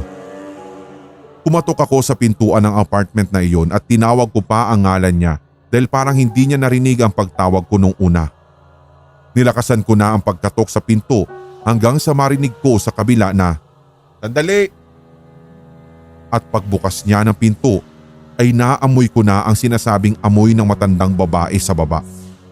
Amoy na bubulok na bagay. Ang sabi ko, "Hoy, ano bang amoy yun? Baho naman. Maglinis ka nga dito. Nagrereklamo ng kapitbahay mo." Sermon ko sa kanya. Madalas ko rin naman siyang mapagsabihan lalo na at nakatatanda ako sa kanya. Mabait naman ang kapatid ko at agad sumusunod sa mga sinasabi ko. "Maglilinis na nga sana ako dumating ka pa." "Wala, pasok ka na nga." Anyaya niya sa akin sa loob. "Bakit kasi nag-aalaga ka pa ng isda? Alam mo namang palaging walang tao dito. Mamamatay lang yan. Iuwi mo na lang kaya din sa bahay. Para dun araw-araw may tao dun sila mama at papa. Mapapakain nila yan." Kuya naman. Niiwanan ko naman sila ng mga pagkain dito. Kahit magkaganon namamatay pa rin. Sabay ngiti nito sa akin at nagsimula na nga siyang maglinis. Nag-spray pa nga siya ng air freshener at mukhang medyo nawala naman ang amoy na iyon. "Ano oras yung period mo bukas?" "Tanghali pa ako bukas, kuya." "Oh, baka pwede tayong uminom ngayon." Pag-iimbita ko sa kanya. Ganun na ngayon ang bonding namin.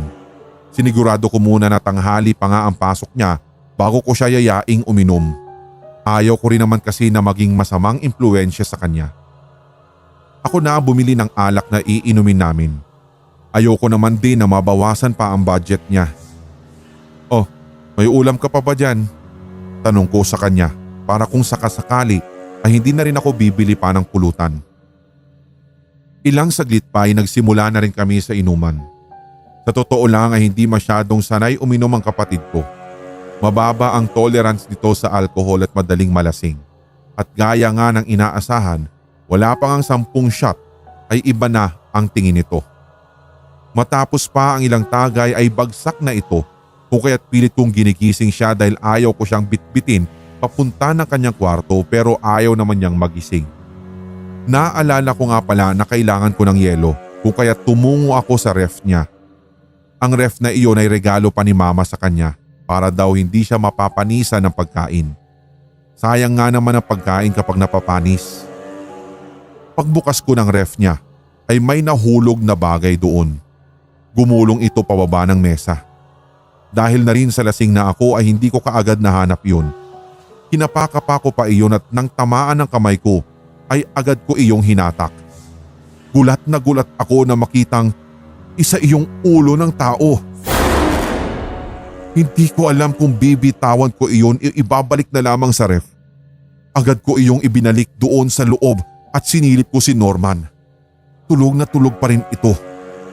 Nanginginig kong tinawagan ng pulisya. Hindi dahil sa natatakot ako sa kapatid ko at sa kung anong gagawin niya sa akin, kundi natatakot akong isuplong siya dahil kapatid ko siya.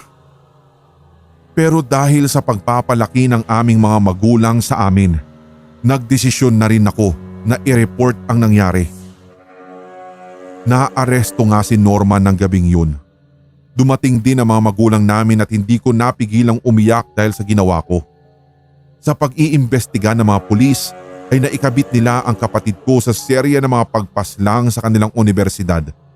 Nakakita sila ng damit na pambabae sa loob ng aparador ni Norman at maging ang wig na mahaba at kulot. Noong nasa korte nga kami ay inamin niya ang dahilan ng kanyang pagpaslang. Papatayin ko sila at kukunin ang bawat isang parte nila. Iluluto ko at kakainin iyon. Pagkatapos ay iinumin ko yung dugo nila na iniligay ko pa sa baso. Pipira-pirasuhin ko ang kanilang katawan at itatapon din yun. Alam niyo ba kung bakit kinakain ko sila? Kinakain ko sila dahil gusto kong maging isang tunay na babae. Pinipili ko lamang ang magaganda at makikinis dahil ganun yung gusto kong maging itsura. Ang pagkain at pag-inom ng dugo nila ay magbibigay sa akin ng katawang babae. Isang parte na lang sana ang kakainin ko at magiging babae na ako. Kung hindi nang dumating si kuya, ay nakain ko na yung ulo ng babaeng iyon. At tiyak, kinabukasan, magiging magandang babae na ako. Magiging babae na ako. Umiyak si mama matapos marinig ang sinabing iyon ni Norman. Siguro dahil ito sa ipinamulat ni mama noong mga bata pa kami. Yung mga pinagdadamit pa siya ng mga pambabaeng suot. Hindi naman nabigyan ng hatol si Norman. Matapos kasi ng ilang araw ay nakita na lamang na nakabitin ang kanyang katawan sa loob ng kanilang selda gamit ang sinturon na iniregalo ko pa sa kanya.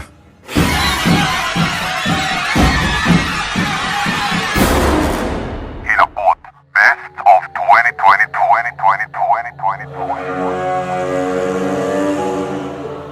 Yes! Masayang sigaw ni Rebecca nang matapos niyang basahin ng sulat. Nalaman niya ng umagang iyon na nakuha pala siya na mag-perform sa isang violin konserto sa Manila at magaganap ito sa susunod na linggo.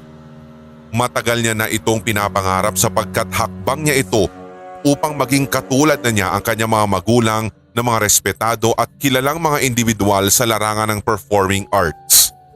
Simula sa kanyang pagkabata ay nabuo ang passion ni Rebecca sa performing arts sapagkat palagi siyang isinasama ng kanyang mga magulang sa kanilang mga performances. Ang kanyang ina na si Diana ay isang kilalang pianista habang ang kanyang ama namang si Victor ay isang sikat na tenor.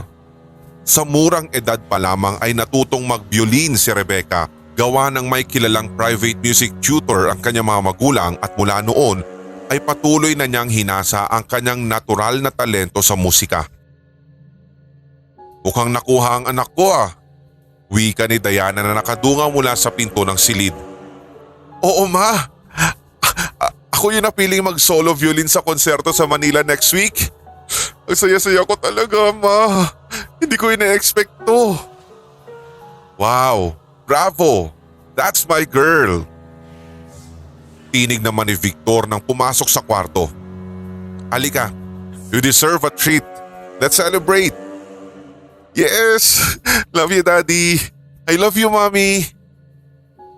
We love you too dear. Habang nagbibihis ang kanyang mga magulang ay kinuha ni Rebecca ang kanyang violin at tinugtog ang kanyang paboritong piece. Napapikit siya at iniisip niya na nakatayo na siya sa isang stage at tumutugtog sa harap ng maraming tao. Sa sobrang tuwa niya ay napaluha siya ng kakaunti. Sa kalagitnaan ng kanyang pananaginip ng gising ay nawala sa isip niya ang case ng violin na nasa silong na siyang naging dahilan para matisod siya at mahulog sa sahig. Napalitan ng labis na lungkot ang kanyang tuwa nang makita niya ang kanyang pinahahalagahan na violin na nawasak. No! Atungal niya. Dear, what happened? Oh goodness! Tinig ni Diana na nag-aalala dahil sa anak. Huwag ka mag-alala. Bibili na lang tayo ng bago. Ano ba nangyari? Sorry ma. Ini-imagine ko kasi kanina na nasa stage na ako eh. Tapos tumutugtog na ako sa harap ng maraming tao. Tapos natisod pa kasi ako nitong case eh. Pagpapatuloy niya at pagkatapos ay naiyak na lamang. Ano nang gagamitin ko sa performance ko pag ganito?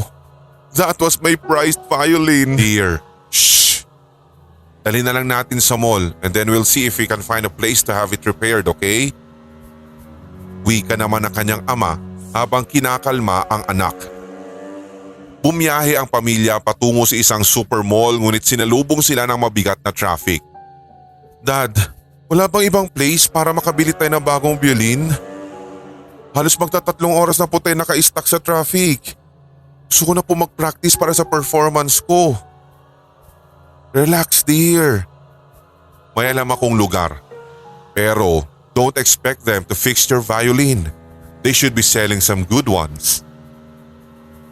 Malapit lang ba yun, honey? Pagtatanong ni Diana sa asawa. Wait, gawan natin ng paraan.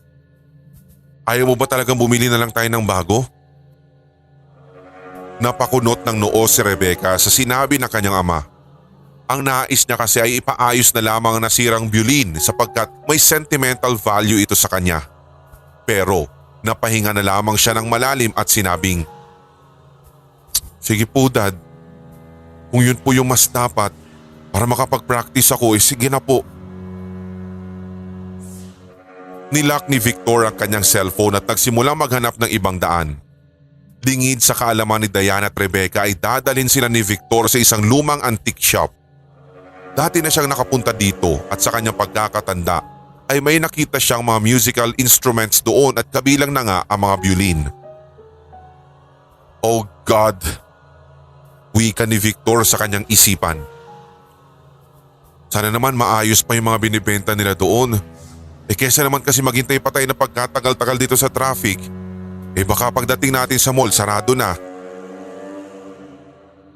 Pagkaraan ng ilang minuto ay nakarating nga ang pamilya sa kanilang destinasyon. Clarianos Antique Shop? Collecting since 1903. Akala ko naman sa legitimate na music shop tayo pupunta.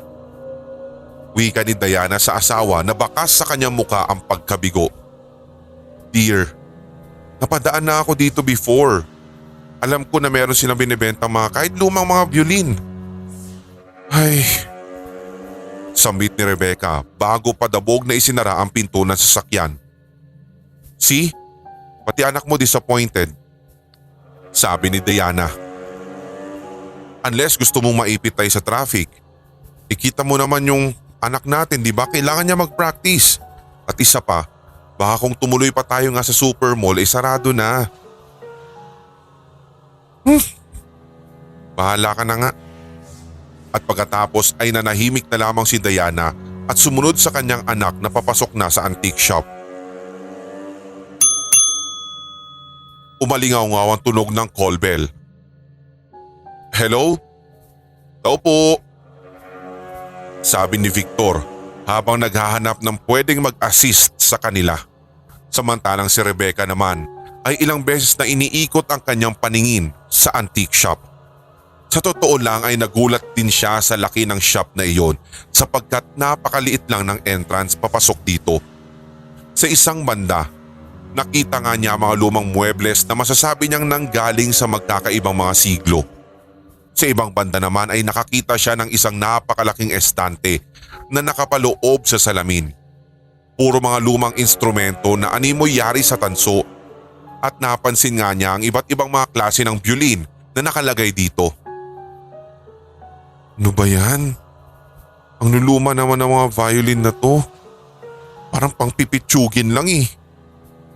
Sabi ni Rebecca sa kanyang isipan. Honey, look! Ang cute ng chair na to oh. Gusto ko to para sa grand piano natin sa bahay. Mas maganda siya sa lumang upuan ko eh. Wika ni Diana habang sinusuri niya ang isang upuan. Gusto ko rin yan, sweetheart. Sagot naman ni Victor sa kanya. Tanong natin kung magkano. Dagdag pa niya. Maya-maya ay may dumating na matandang lalaki mula sa likod ng shop. Bumati pa nga ito sa tila paos na boses. Magandang hapon sa inyo. Magandang hapon din po. Pagsagot naman sa kanya ni Victor.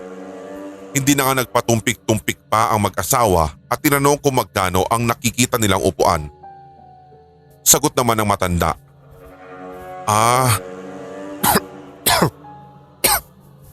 Ito, 65,000 yan. Galing pa yan sa Romania. A perfectly preserved 18th century antique. Wow! Habang nanlalaki ang mga mata ni Victor. Bakit nga po pala ang mahal nito, sir? Iho, huwag mong asahan na mga authentic antiques ay talagang mga mura lang. Besides, everything na nakikita ninyo sa room na ito ay kinolekta ng angkan ko sa mahabang panahon. Kaya para sa amin, hard-earned treasures itong mga ito at hindi basta-basta ang presyo. By the way, you may call me Mr. Clariano. Tinaasan ng kilay ni Diana ang matandang lalaki sapagkat nagdududa siya sa mga sinabi nito. Napakomento tuloy si Diana ng, of course, everything here is authentic because you said so. Right, Mr. Clariano? Wika niya na tila may mapanuyang tono. No offense, Mr. Clariano, pero ang luluma na po ng mga violin ninyo. Parang konting vibrations lang po sa strumming, ikakalas na po sila eh. Dagdag pa ni Rebecca. Pagpasensya mo na po itong asawa at anak ko, Mr. Clariano. Supposedly, dapat sa supermall kami ngayon talaga pupunta eh. So ang bigat po kasi ng traffic kaya minabuti ko na lang po na dito na lang sila dalhin. Alam ko naman kasi meron kayo nung hinahanap namin eh. Bigla na lamang naglabas ng isang makapal na libro si Clariano at inilapag ito sa counter. Do not take my word for it. Halika kayo dito and see for yourselves. Lumapit ang tatlo upang tignan ang tila antigo na libro. Halos hindi na nga mabasa ang The Clariano Collection sa harapan nito dahil sa sobrang pagkaluma at nabubura na rin. Nagulat na lamang ang pamilya nang ipinakita ni Mr. Clariano ang mga litrato ng lahat ng mga antigo sa shop. May nakasulat pang petsa sa bandang ibaba ng mga ito at ang pangalan ng mga lugar kung saan nila ito nakuha. Napanganga na lamang si Diana sa kanyang nasaksihan at humingi tuloy ng paumanhin sa matandang lalaki. Dagdag pa ni Diana. Sir, sorry talaga. May pagkasigurista lang kasi ako sa mga binibili ko eh. Siyempre ang gusto ko naman ay yung mga genuine items. Not a problem, young lady. Magiliw na pagsagot ni Mr. Clariano. Sige Mr. Clariano. Kunin ko na rin po itong upuan. Tumatanggap po ba kayo ng credit? Dad! Biglang sabad ni Rebecca sa kanyang ama. Paano na yung violin ko? Wala akong makita maganda dito eh. Medyo padabog niyang sabi. Mr. Clariano, may iba pa po ba kayong mga violins maliban dito sa mga nakadisplay sa shelf nyo? Napaisip si Clariano ng ilang segundo at tumungo sa likod ng shop. Pagkabalik niya ay may bitbit siya na 2 violin cases na tila parang kasing luma ng librong inilabas niya kani-kanina lamang. Napakunot ng noo si Rebecca at napasabi sa kanyang isipan, ay, antik na naman. Gusto ko nang umuwi. Agad na binawi ni Rebecca ang kanyang negatibong tono nang buksan ni Clariano ang mga cases. Maganda ang mga itsura ng mga violin at sa ganda nga ng finishing ng body nito ay mukhang alagang-alaga. Ni maliit na batik ng alikabok ay walang makita si Rebecca sa kahit anumang bahagi nito at ang mas ikinagulat pa ng bata ay nang ipatignan sa kanya ang F-hole nito. Napanganga ang babae sa kanyang nakita sa loob. Ang nakalagay, Antonius Stradivarius Cremonensis, Fay Shiba Anno 1733. Sobrang rare po nito. Out of 1,100, 600 lang daw ang currently existing sa buong mundo. Saan niyo po ito nakuha? At saka paano po? Pagtatanong ni Rebecca na halos napapalundag na sa sobrang saya. Well, music runs in the family. Ilang henerasyon na rin ang lumipas pero hindi nawala ang passion namin for classical music. And these violins, isa sila sa mga pinaka-prized possessions na mga Clariano. They used to belong to my ancestors. So Mr. Clariano, magkano naman po ito? 2 milyong piso bawat isa. Napanganga ang mag-asawa nang marinig nila. 2 milyon pesos? Seryoso? Wika ni Diana na muling tinaasan ng kilay ang matandang lalaki.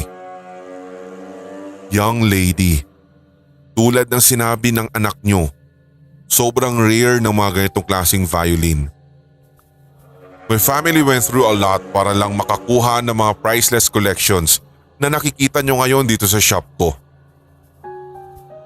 Sorry pero Mr. Clariano, hindi ako papayag na magbayad ng ganun kalaki. Sagot ni Victor. Pero daddy, please. Kailan pa ako humingi ng regalo sa inyo? Wika ni Rebecca na papiyok-piyok na parang iiyak na. Huminga na lamang ng malalim si Victor. Oo nga, at mula pagkabata ng kanyang anak ay hindi ito humingi ng anumang regalo sa kanya. Nag-aral naman siya na mabuti at naging masunuring anak at isa pa, magpe-perform siya sa isang konserto at ito yung kauna-unahan niyang performance. Nagdesisyon agad si Victor na gagawin niya ang lahat para lang maibigay ang gusto ni Rebecca. Sige, wait lang, sabi niya. At pagkatapos ay tumungo na sa loob ng kanilang sasakyan. Pagbalik nga nito ay may hawak-hawak siyang checkbook na may kakaibang selyo. Honey, di ko alam may account ka pala sa bank na iyan. Pagwika ni Diana na nanlalaki na ang mga mata. Shh, don't worry. Ako nang bahala. Sagot naman ng asawa at pagkatapos ay tumingin sa kanilang anak. This is for you, dear. Binalikan siya ng isang matamis na ngiti ni Rebecca. Maging si Clariano ay lumaki din ang mga mata. Kilala niya ang selyo sa checkbook ni Victor sapagkat may iilan sa kanyang mga angkan na kung minsan ay nakapag-transaksyon na sa bangkong iyon. Sa pagkakaalam niya ay puro mga mayayaman lang ang nakakapag-open ng checking account doon. 4,065,000 pesos to, Mr. Ano nga po uli yung full name ninyo, Mr. Clariano? Luwalhati Clariano. Okay, ito na po. Kukunin ko po yung 2 violin, pati na po itong upuan. At iniabot ni Victor ang tseke sa matandang lalaki. Sige iho, dalhin ko muna ito sa likod for nice finishing touch. Excuse me lang ha. Okay lang po. Take your time lang po, sabi ni Victor sa matanda. Wow! 2 violins, Daddy. Thank you! Sigaw naman ni Rebecca na labis ang tuwa ng mga sandaling iyon. Hindi na mapakali si Rebecca sa sobrang saya niya. Subalit si Diana naman ay hindi pa rin makapaniwala na may account ang kanyang asawa sa isang kilalang bangko na yun. Bakit hindi mo sinabi sa akin, Han? Shh! It's not real. Napanganga si Diana sa kanyang narinig. Ha? nga maingay. Peke yung checkbook na yun. Besides, pakiramdam ko peke din naman yung mga items niya dito. Just play along. I'm not paying this much for this. What? Antique? Pero honey, shh. Ako nang bahala. Ngumiti si Diana kay Victor at sumabay na lang sa modus ng kanyang asawa. Mga ilang minuto ang nakalipas at bumalik nga si Clariano na bitbit na ang upuan at ang dalawang violin. Sige. Iho. Maaga ko na lang isasara ang shop ko ha. Good doing business with you. Ingat kayo. Salamat po. Magiliw na ang pagsabi ng tatlo kay Clariano. Buong hapon hanggang sa paglubog ng araw ay nag-practice si Rebecca. Sinabayan siya ni Diana sa piano habang pinanonood naman sila ni Victor. Hindi pa rin maalis sa kanyang isipan ang ginawa nilang panloloko sa matandang lalaki, ngunit tuwing sumasagi ito sa kanyang konsensya ay napapakibit balikat na lamang siya at kinakalimutan na lang. Well, peke naman yung account number dun. I guess I'm safe. Salamat na lang Clariano. Hindi talaga ako magbabayad ng ganyang kalaki para sa mga antik mo. Payabang na wika ni Victor sa kanyang sarili. Pagkatapos nilang maghapunan ay nakaramdam ng antok si Rebecca, kung kaya't nagpaalam na ito at matutulog na daw. Umakyat na nga sa hagdan ng batang babae at tumungo sa kanyang silid. Pagkahiga ni Rebecca sa kama ay agad itong nakatulog sa sobrang pagod sa buong araw nilang pagpapractice. Nakalimutan na nga nitong isara ang pinto at naiwan niya ang kanyang violin sa music hall ng kanilang bahay. Dumungaw ang mag-asawa at pinigilan nila ang kanilang paghalakhak sapagkat napansin nilang natulog ng nakanganga si Rebecca at basang-basa na ng laway ang una nito. Dahan-dahan nilang isinara ang pinto at pumasok sa kanilang sariling silid. Hating gabi na nang makaramdam ng tawag ng kalikasan si Victor. Matutulog na sana siya nang kalabitin siya ni Diana. Honey, kukuha lang ako ng milk sa baba ha. Gusto mo din ba? Hindi na, sweetie. At natulog na ulit si Victor. Bumaba si Diana at tumungo sa kusina upang makainom ng isang basong malamig na gatas.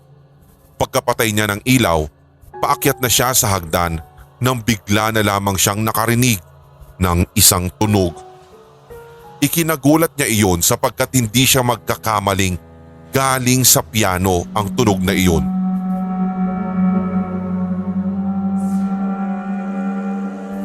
Teka, nasa loob ng music hall ang piano pero umabot hanggang dito yung tunog.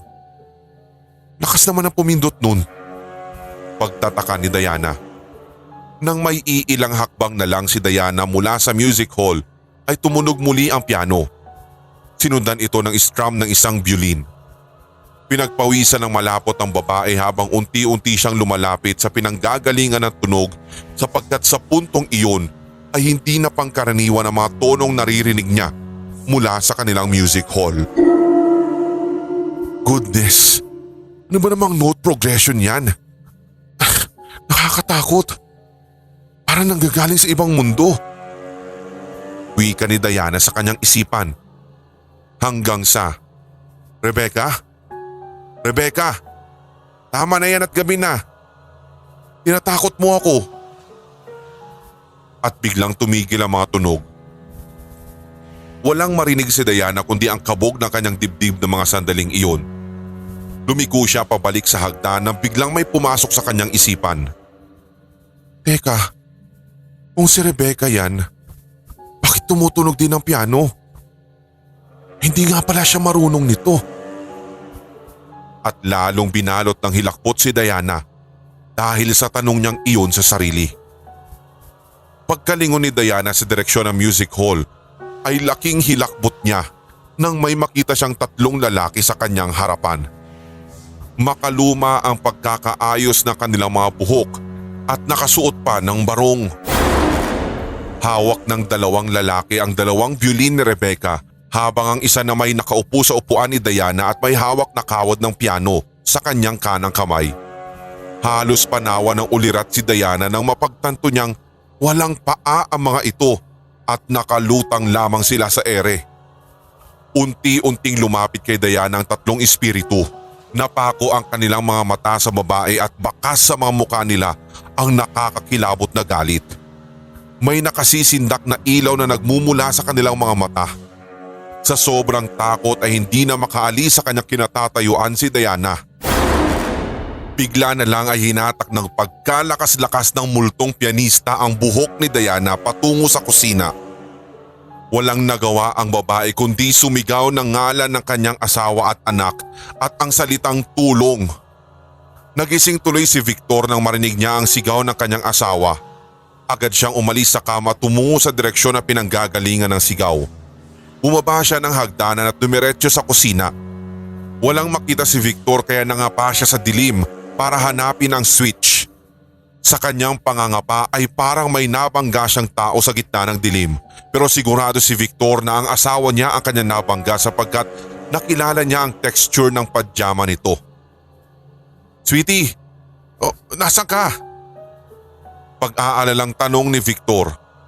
Ngunit nang iswitch ni Victor ang ilaw sa kusina ay napaluhod siya sa labis na takot at nanlumo nang makita niya ang bangkay ng kanyang asawa na nakabitin na mula sa kisame.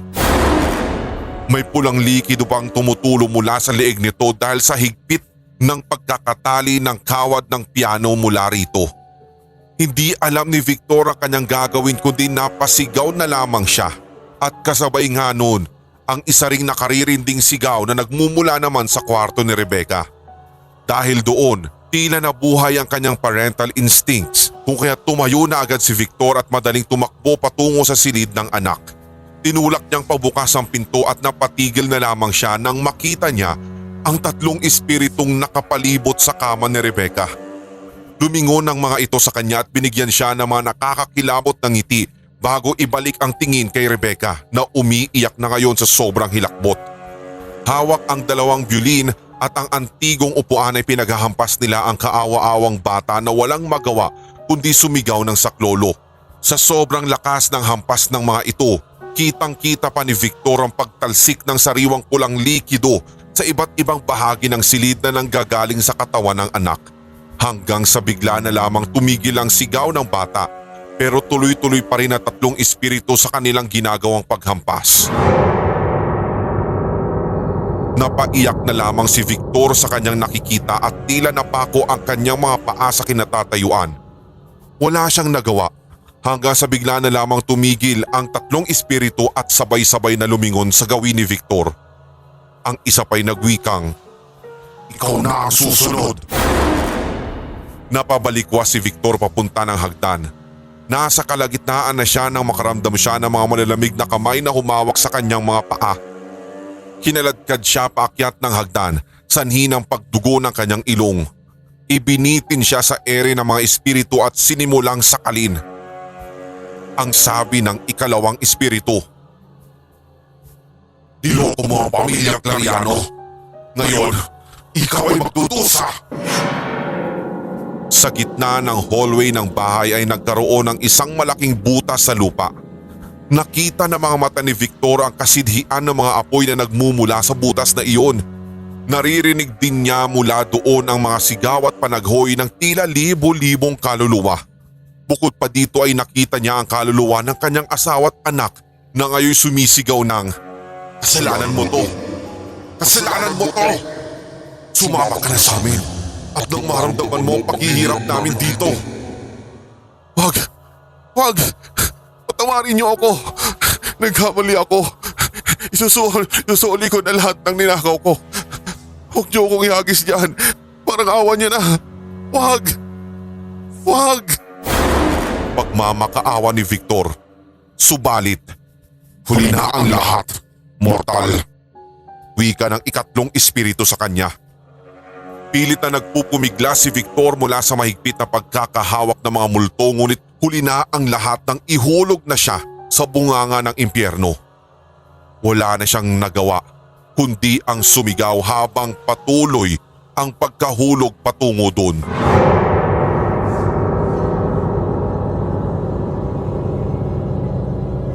Kinabukasan. Murder ito sigurado. Wika ng isang agent habang sinusuri ang katawan ng dalawang bangkay. Pinatay ng suspect ang asawa niya at anak and then tumakas. Tama yan. Sagot naman ng isang inspektor na dumating din sa crime scene. Inspector. May nakita nga po pala kaming mga gamit dito na binili po sa isang antique shop. 2 violin tapos isang upuan. May mga tags pa nga po nakadikit eh. Bigyan na po ba namin sa Team 2 para sa examination? Wag. Ako nang bahala dyan. I-process nyo na lang yung mga katawan tas i-seal off ang crime scene. Akin na yung mga gamit na yan. Makailang saglit pa. Tumungo sa Clarianos Antique Shop ang inspector. Bit-bit ang mga gamit na na-retrieve sa pinangyarihan ng karumal-dumal na eksena. Good morning po, Sir Clariano. Inspector, good morning. Ano po? Ano po yung may ipaglilingkod ko? Pasensya na. Sir, ilang beses na nangyari ito. Ang alin naman po? Pang-5 pamilya na ito this month. Lahat sila ay mga respected figure sa performing arts industry. Bakit lagi ko nakikita ang mga gamit mo sa mga ito lalo na sa mga crime scene nila? Inspector, hindi ko alam ang pinagsasabi mo. Talaga? So itinatanggi mong may kinalaman ka sa mga murder na ito? Yes! Wala akong kaalam-alam dyan, iho. Isa lang akong matanda na naghihintay na ng kamatayan. Bakit ko pa pagtutuunan ng pansin ng mga yan? For investigative purposes lang po. So ano sa tingin ninyo yung nangyari sa mga pamilya na to? Tsaka bakit palagi pong lumilitaw ang mga partikular na mga gamit na to na galing sa shop nyo? Iho, tulad ng sinabi ko dati, itong mga item na ito are so very valuable. Kaya may mga pagkakataon talaga na nananakaw sila. Sa totoo nga lang po ay nagugulat na lang ako. Every time dumadaan ka dito tapos sinasauli mo sa akin yan. So ano po sa tingin nyo yung mga nangyari? Sa tingin ko, iho, may sumpa ang mga items ko na ito.